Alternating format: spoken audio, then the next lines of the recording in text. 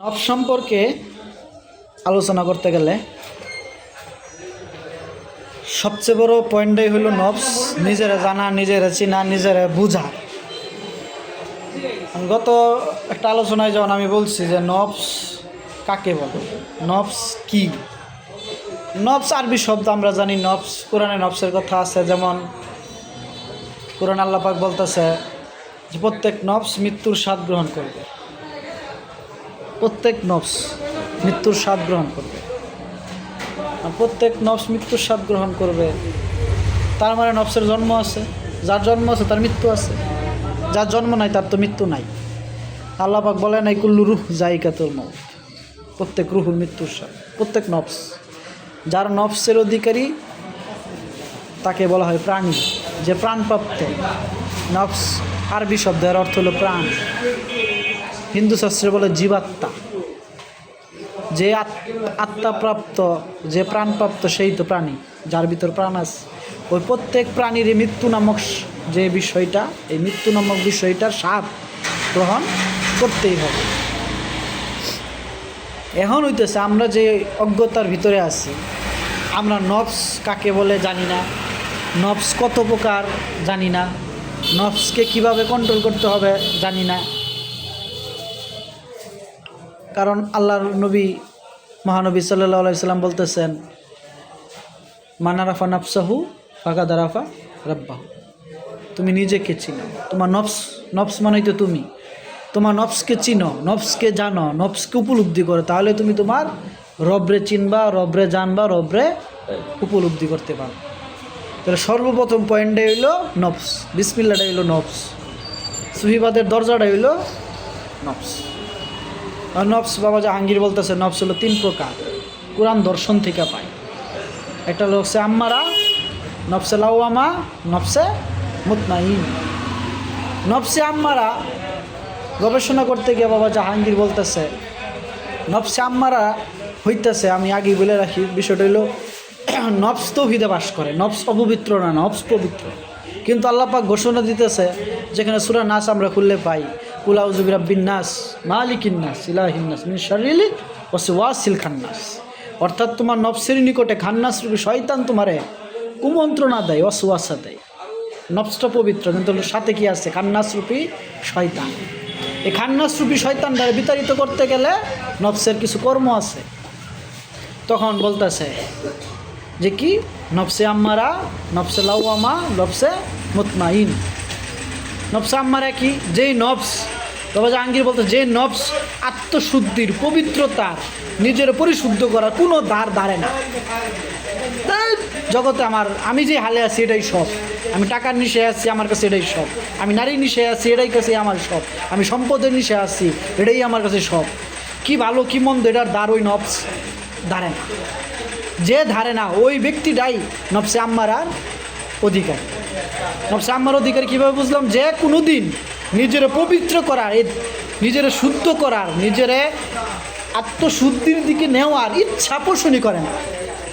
গিয়া দিনের কথা বলবেন, ধরুন মিয়া, টাকা থাকলে সব হয়, সম্পদ থাকলে সব হয়, নারী থাকলে সব হয়।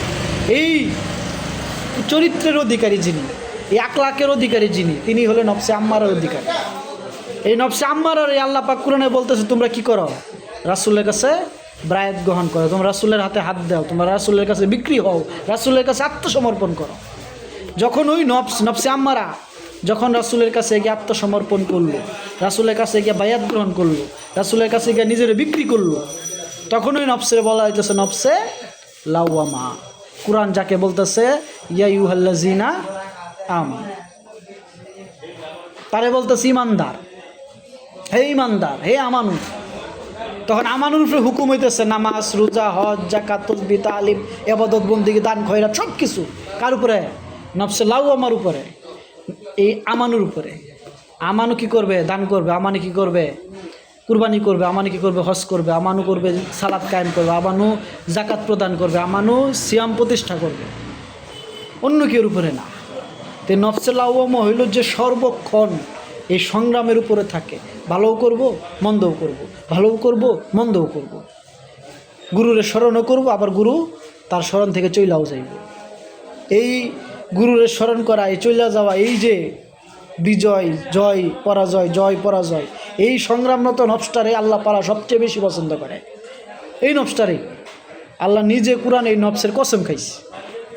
আল্লাহ বলতেছে আমি ওই নফসের কসম খাই, যে নফস কি নফসে লাওয়ামা, এই নফসের কসম খাইতে, যে নফস আত্মশুদ্ধির জন্য নিজের সাথে নিজে সংগ্রাম করতেছে।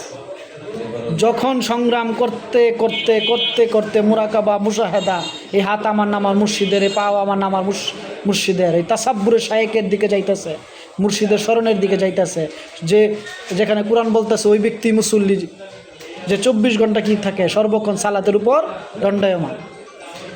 এইভাবে করতে করতে করতে করতে তখন এই নফসটা এক সময় পবিত্র হয়ে যায়। এই অশান্ত মনটা একদিন শান্ত হয়ে যায়। তখন আল্লাহ পাক তারা ডাক দিতেছে। কীভাবে ডাক দিতেছে? যে আল্লাহ পাক কোরআনে সূরা ফাজরের 27 নম্বর থেকে 30 নম্বর আয়াতে আল্লাহ পাক বলতেছে, কি বলতেছে? এই ওয়াহাতুহান্না নাফসে মুতমাইন ইরজিই ইলা রাব্বিকি মা রাদিয়া। আল্লাহ বলতেছে ইরজি ইলা রাব্বিকি রাদিয়াতুম মারদিয়া ফাদখুলি ফি ইবাদি ওয়াদখুলি ফি জান্নাত। হে পরিতৃপ্ত নফস, হে মুতমাইন নফস, যে শান্ত পরিতৃপ্ত পবিত্র, তুমি প্রবেশ করো আমার বান্দার মধ্যে, তুমি প্রবেশ করো আমার জান্নাতে। জান্নাত থেকে যাইব নফস। কোন নফস? নফসে মুতমাইন অধিকারী যেই নফস, সেই নফস যে শান্ত হয়েছে, যার চাওয়া পাওয়া ইচ্ছা আকাঙ্ক্ষা সমস্ত কিছু তার রসুলের চরণে উৎসর্গ করে দিতে পারছে, সমস্ত কিছু যে তার নবীর চরণে উৎসর্গ করে দিতে পারছে, সমস্ত কিছু যে তার মুর্শিদের চরণে উৎসর্গ করে দিতে পারছে, সেই মুতমাইনের অধিকারী। আর ওই মুতমাইন ব্যক্তিটাই জান্নাত। তার মানে জান্নাত থেকে যাইতেছে নফস। কোন নফস? মুতমাইন অধিকারী নফস। দেহ না, দেহের কথা বলে নাই। তাহলে ইবাদত করে মনে, পাপও করে মনে, পুণ্য করে মনে, এই মনটাই নফস। ওই নফস যখন পবিত্র হয় তখন সে জান্নাতি হয়। তাহলে জান্নাতে যাইব না, জান্নাতে আছে। জাহান্নামে যাইব না, জাহান্নামে আছে বর্তমান, কোনো কিছু ভবিষ্যৎ না। আল্লাহ রাসূল কোরআন বর্তমান, হাদিস বর্তমান, আল্লাহর দর্শন বর্তমান, রুহুল আমিন বর্তমান, সব নগদ পাইছে না। তাহলে আপনি যে পবিত্র হবেন এটা তো আপনার দেহের মধ্যে থাইকাই।